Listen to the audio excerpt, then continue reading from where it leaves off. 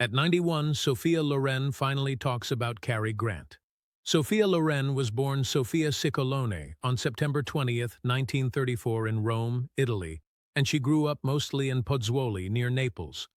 Her early years were really tough and full of hard times. Italy was still hurting bad from the war, and Sophia grew up with bombs falling, not enough food, and always feeling scared. As a kid, she didn't get enough to eat, so people used to call her stuzzicadenti, which means little stick, because she was so skinny. Those hard days made her strong for life and gave her a big heart for people who struggle, and you can see that in her best acting later on. Her mom, Romilda, was super important in Sophia's life.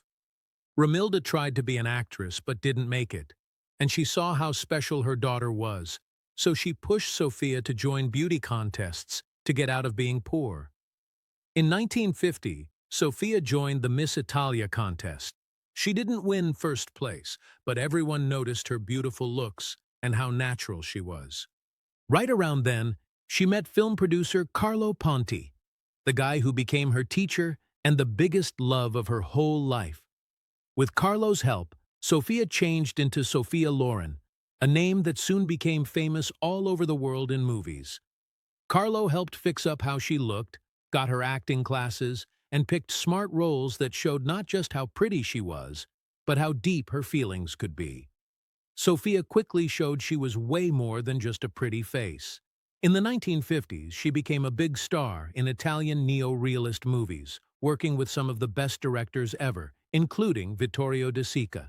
Working with De Sica gave us some of the most amazing acting ever seen on screen. In Two Women in 1960, Sophia played a mom fighting so hard to keep her daughter safe during war in Italy. That role took away all the fancy stuff and showed real sadness, fear, and inner strength. For that acting, Sophia Loren made history. She was the very first person to win an Oscar for a movie in a foreign language, and that was huge for her, and for movies from other countries too. Through the 1950s and 1960s, Sophia took over Hollywood, but she always stayed super proud to be Italian inside and out. She acted with famous guys like Marcello Mastroianni, Cary Grant, Clark Gable, Frank Sinatra, Marlon Brando, and Paul Newman. Her spark with Mastroianni was extra special and famous, and they made great movies together like Marriage Italian Style, Yesterday, Today, and Tomorrow, and A Special Day. Those movies mixed funny parts, sexy feelings, soft spots, and real talk about life, making everyone see Sophia as one of the best and most different actresses around. Sophia Loren's story goes way past just winning prizes and making money at the box office. She won lots of Golden Globes, a Grammy, a BAFTA, an honorary Oscar, and tons of awards from all over the world. But what really makes her special is how real she is. She never tried to fit Hollywood's tiny idea of perfect beauty.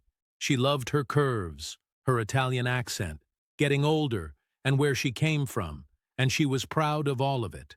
By doing that, she changed what people think being a woman means, and showed that you can be strong and soft at the same time.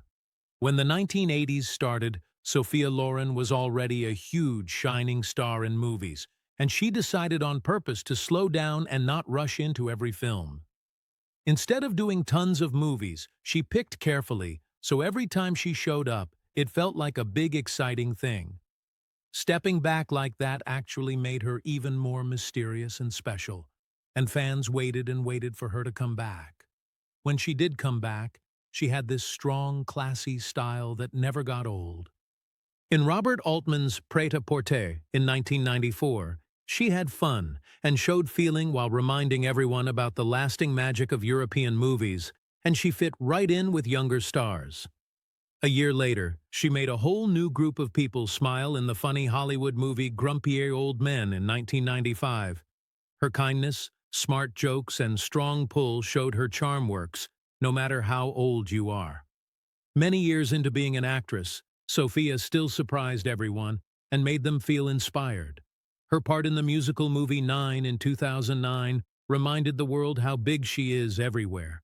And in The Life Ahead in 2020, She gave one of her strongest performances ever as an older woman, a close, very human story that everyone loved and proved her feelings just get deeper and richer as time goes on. Sophia Loren's marriage to Carlo Ponti Sr. was one of the longest, trickiest, and most romantic love stories in all of world movies. It was full of true love, legal problems, times apart, and a strong heart connection that lasted 50 years. Carlo Ponti Sr. was a really good Italian movie producer, almost 22 years older than Sophia Loren, and he came into her life when she was just a teenager starting out. Back then, Sophia was a poor young girl, born Sophia Ciccolone in war-damaged Italy, trying to figure out her future.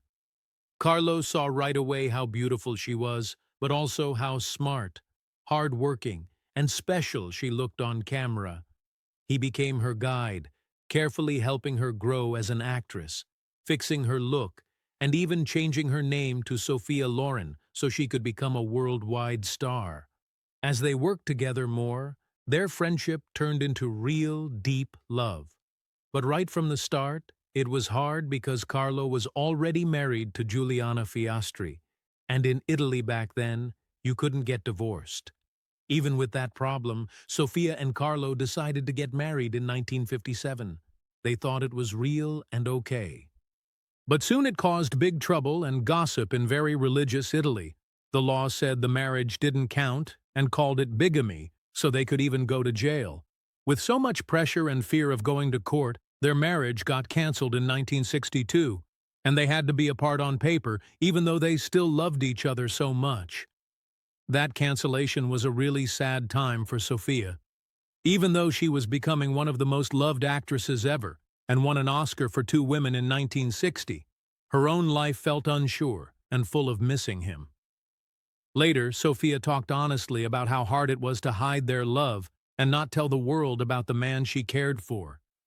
For a few years they stayed mostly apart, talking in secret and keeping their love strong even with everyone watching and judging. Things changed when Carlo got French citizenship, which let him divorce his first wife under French rules. Once all the legal stuff was gone, Sophia Loren and Carlo Ponti Sr. could finally be together openly. In 1966, they got married again. This time it was real and no problems. That second wedding started a calm, happy part of Sophia's life.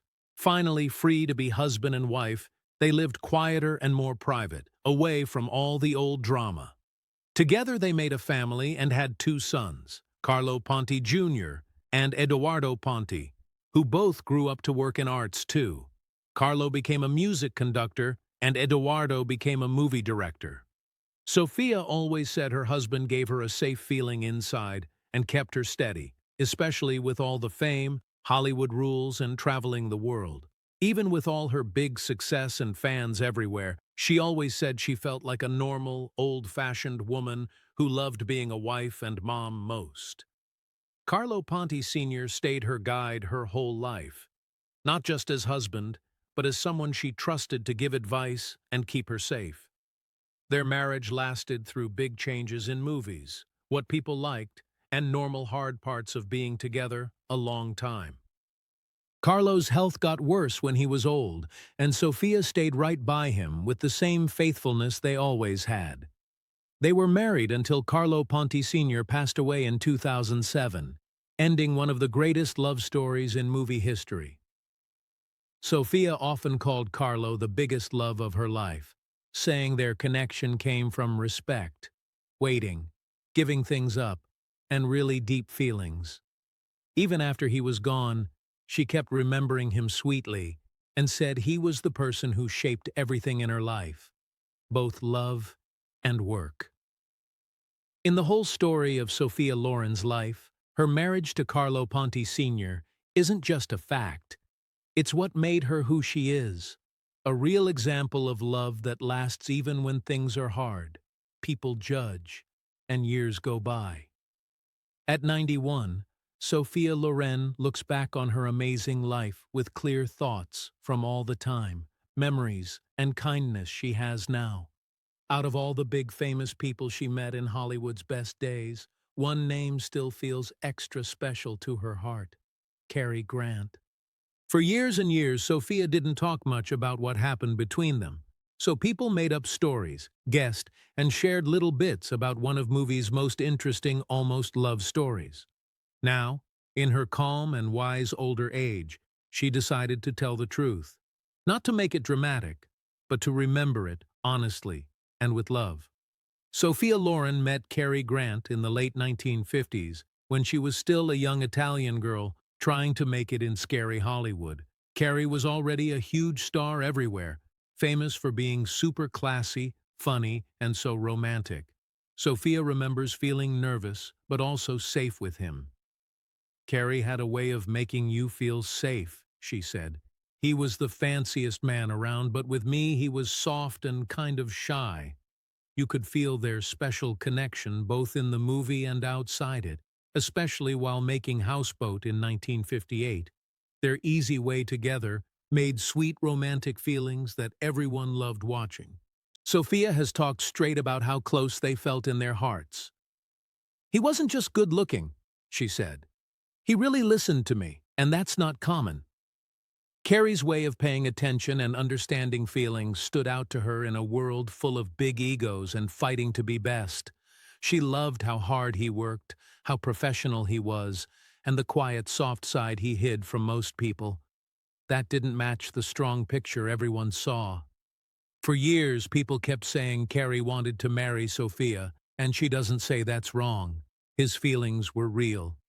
Yes, he asked me, she said quietly. More than once. But she explains life was not simple.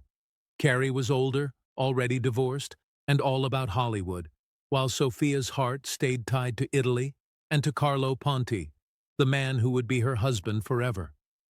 My heart was split, she said. I was young, mixed up, and so very Italian. Family, being loyal, and my home meant the world to me. Even with all the romantic spark, Sophia says what they had was built on respect, not sadness or wishing it was different. What we shared was beautiful because it never got ruined, she thought back. Sometimes the love you don't actually live is the one that stays perfect and clean. She talks about Cary not like something she missed, but like a special memory that helped her grow up as a woman and get better at acting. Sophia also talked about the sad things Cary carried inside, even with his charm. He carried sadness with him, she said.